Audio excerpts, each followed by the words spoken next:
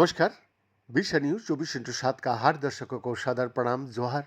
दर्शक, वैकल्पिक और पूरक ऑटिज्म उपचारों के सबसे बड़े और सबसे विस्तृत विश्लेषण में इस बात के बहुत कम विश्लेषणीय प्रमाण मिला है कि ये विधियां प्रभावी है तथा ये भी पाया गया है कि उनकी सुरक्षा का मूल्यांकन शायद ही कभी किया जाता हो।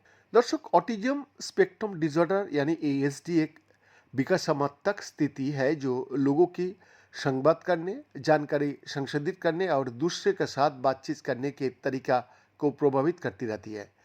अनुमान है कि दुनिया भर में लगभग 100 में से एक व्यक्ति इससे प्रभावित होता है।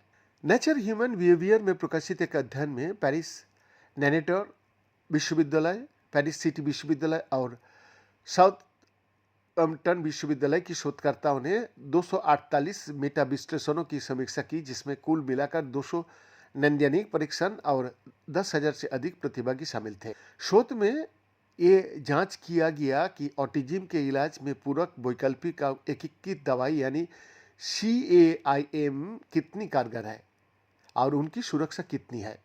टीम ने 19 अलग अलग तरीकों का विश्लेषण किया, जैसे पशु सहायक चिकित्सा, उसके बाद एक्सपोजर, हर्बल उपचार, संगीत चिकित्सा, प्रोबायोटिक्स और विटामिन डी चिकित्सा। टीम ने एक ऑनलाइन प्लेटफॉर्म में बनाया जिससे लोगों को विभिन्न CAIMS पर उनके द्वारा तैयार किए गए साक्ष्यों का देखने में आसानी होता है। दर्शक, ऑटिस्टिक लोगों को बातचीत करने में कठिनाई आ सकती है।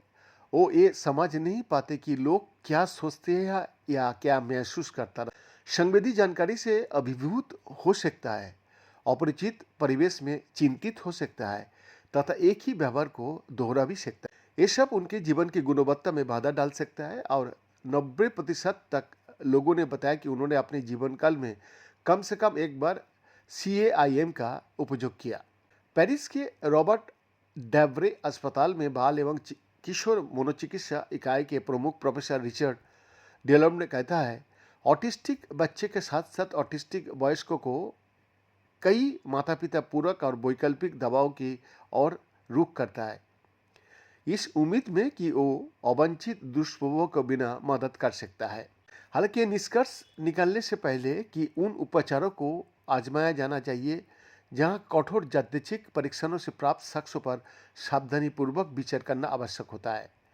शोधकर्ताओं ने एक व्यापक समीक्षा की और एक प्रकार का अध्ययन जो समय भरी तस्वीर का सारांश देने के लिए साक्ष्यों को एक साथ लाता है।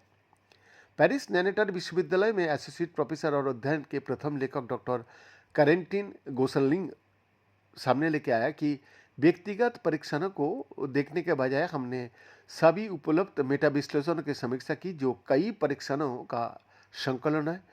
इससे हमें विभिन्न उपचारों के साक्ष्यों के संपूर्ण स्वरूप का मूल्यांकन करने में मदद मिली। बीएन का एक्सक्लूसिव रिपोर्ट, विशा न्यूज 24/7 रांची।